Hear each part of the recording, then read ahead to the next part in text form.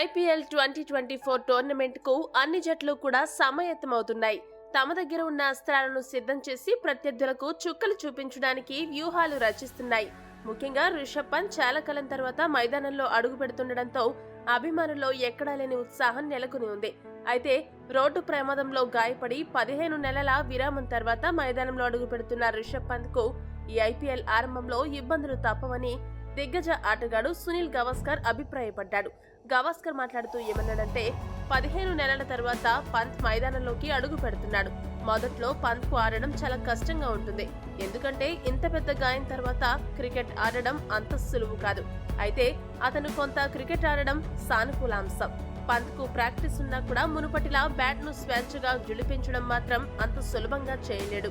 Wicket keeping, batting కు మోకాళ్లు అత్యంత కీలకం. పంత్ మోకాళ్లకే గాయాలయ్యాయి కాబట్టి కొద్దిగా అలవాటు పడ్డానికి సమయం పడుతుంది. కీపింగ్ ఈ ఐపీఎల్ లో చేయలేడు. బహుశా ఐపీఎల్ ఆరంభంలో మునుపటి పంత్ ను చూడలేము. మ్యాచ్లు గడుస్తున్న కొద్దీ పంత్ మోకాళ్లు మెరుగ్గా స్పందిస్తాయని అనుకుంటున్నాను.